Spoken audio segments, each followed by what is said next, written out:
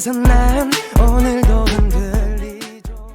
Shalom Bapak Rudi Silotonga dan teman-teman lainnya. Pada kesempatan kali ini, kami dari kelompok 8 Ilmu Pendidikan Agama akan menjelaskan tugas tentang metode membaca Alkitab atau bisa juga kita sebut dengan koma mengenai kitab Habakuk. Habakuk hidup di zaman kerajaan Babel di mana penyembahan berhala dan ketidakadilan terjadi, yaitu di kerajaan Israel Selatan. Dan juga di kitab ini adalah pembicaraan secara pribadi dan juga pergumulan dari Habakuk yang dia ceritakan di dalam kitab Habakuk ini. Di dalam masa hidupnya, Habakuk itu bergumul dan juga merasa bahwa kenapa dunia ini tidak baik. Tapi Habakuk bertahan dengan iman percaya kepada Tuhan bahwa sekalipun dunia ini jahat, Allah adalah baik. Observation, poin yang pertama adalah apa? Kitab Habakuk ini berisikan pergumulan akan ketidakadilan dan kurangnya pertolongan Allah, hingga pada akhirnya Tuhan menjawab segalanya. Poin yang kedua, siapa? Pergumulan seorang nabi bernama Habakuk kepada Allah atas penindasan yang dilakukan oleh orang Kasdim. Kapan? Hal ini terjadi sekitar 605 sebelum Masehi sampai 586 sebelum Masehi. Yang keempat, mengapa? Penantian Habakuk akan pertolongan Tuhan yang tidak kunjung datang karena hukum telah kehilangan kekuatannya. Kejahatan dan penindasan terhadap orang benar yang terus berlanjut, di mana berlatarkan peristiwa yang terjadi di kerajaan Yehuda. Dan yang terakhir, bagaimana? Pada akhirnya berdoalah Habakuk kepada Allah yang telah membangkitkan orang Kasdim itu sendiri, tetapi dengan pekerjaan Allah jugalah yang menyelamatkan umatnya. Allah datang mendahuluinya, berjalan penyakit sampar dan demam mengikuti jejaknya. Bumi dibuatnya bergoyang dan terbelah menjadi sungai-sungai, dan orang-orang fasik mendapatkan murka Allah. Meaning, Kitab Habakuk adalah sebuah tulisan yang memuat pergumulan seorang nabi bernama Habakuk dengan Allah terkait ketidakadilan dan penantian akan pertolongan Tuhan.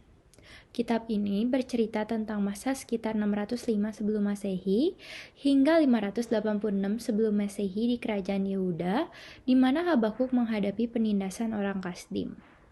Ia merenungkan mengapa pertolongan Tuhan tampak tidak kunjung datang dan melihat kejahatan serta penindasan terhadap orang benar terus berlanjut.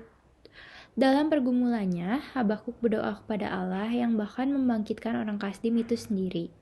Pada akhirnya, Allah datang dengan tanda-tanda alam yang mengguncang, menghukum orang fasik dan menyelamatkan umatnya.